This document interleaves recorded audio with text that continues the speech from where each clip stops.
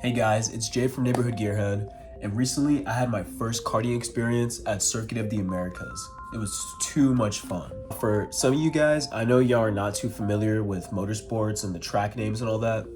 Circuit of the Americas is a track located in Austin, Texas, which is the city I live in. The track is like 15 minutes away from me actually, and it is an awesome track. It has a huge incline hill for the first corner. After that, it's just twists and turns, curves, roundabouts. It's one of the most fun F1 tracks to watch. One of the most fun GT tracks to watch in my opinion. In this pole position lap from Max Verstappen, you can see the huge incline as he goes up. You can see as he goes around the corners, you have to go side to side, left and right. And it just pulls so many G-forces as you're going super fast. Left, right. Those are the most fun kind of corners. And that's like half of the track. All right, this version right here, this is the one I actually drove on. It's the go-kart version, and I'm sure you can already see some similarities between this and the F1 track. After the first corner, there's a steep incline, but it's a lot shallower than the real one. It still has the chicane with the braking zone, with the sharp left that goes down the hill, just like in the real track, all the way down to the snake section. This part was so much fun in the go-karts because you could feel the speed and you could feel the G-forces as you... Since I was a kid, I've been a big fan of racing games. Need for Speed, Burnout, Forza, but my favorite, Gran Turismo.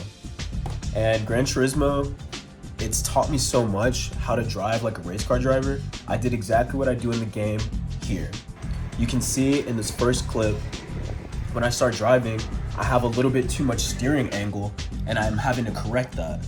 I'm sliding the car, which was fun, but that's costing me time. This is the continuation of that same lap. We just left the snaky part of it and you go into the only hairpin, the sharpest hairpin on the track where you have to brake. That part was really cool because every other corner, you don't really have to brake. You can just let off the gas and let the car coast itself. Right here, you can see I didn't get the best exit out of this corner, which is really important. Now, what I mean by exit is when I exited the corner, my speed was not as high as it could have been, which means I have a slower speed leading to the next corner. You can see the cart bounce a little bit.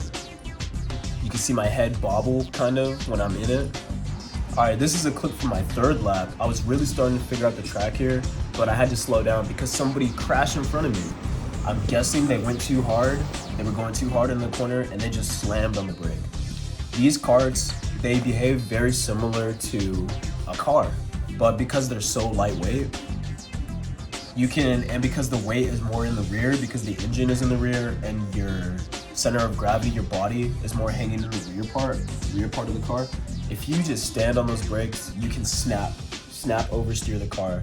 And that's exactly what happened to guy, girl, I don't know who it was. They did a complete 180. But that's what I also like about this track. It's not like K1 Speed, where the electronic cart, if you brake and gas at the same time, it kind of cuts everything for you. With these karts, it allows you to make a mistake, which I think can help you learn how to become a good driver. All right, sorry, some of these clips are sideways and some of them are horizontal. I had a friend film it for me. I didn't tell him how to do it, but he did a pretty good job. You can see this is my fourth lap. Already my exit for this final corner, we're getting a lot better. I was able to carry much more speed. You could see I was experimenting with sticking to the inside and then going back to the inside on the other corner. And you can see I got a pretty good exit this time that I was able to catch this guy going uphill. So that just goes to show you exit speed matters a lot. All right, and then in this clip, you'll see the S part for the first time. You can see it goes downhill slope. The S, that was my favorite part of the track. You do this S into this right-hand corner, turning all the way. You can see me giving it the steering angle, trying to figure everything out. I took a wide line. This was my first time. I think I didn't brake here. I was trying to see, do I have to brake? Do I not have to brake? I was trying everything. But you can see, I think I get a good exit here. I'm going really fast down the straight. Oh yeah, you can see I figured out the angle here.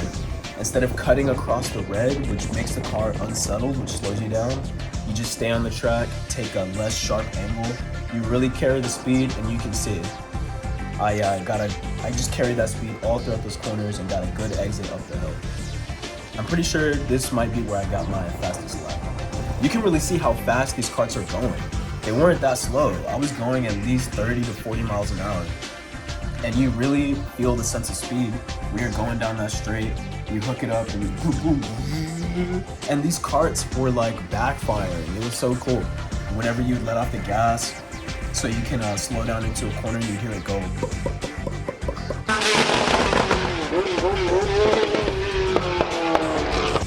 Alright, and I remember taking this picture. I was so happy. This was my first race, y'all. This was my first time going there. I only did 2 races, which is like, I don't know, maybe 8 or 9 laps each. And in 2 of those races, I was able to get a first place on my first try, y'all. Like, I was not expecting that. I really wasn't.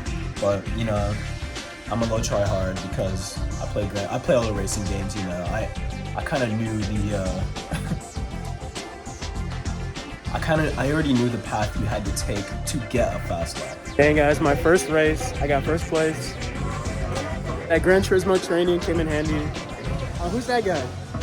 Who's that guy? Oh, that's me, yeah.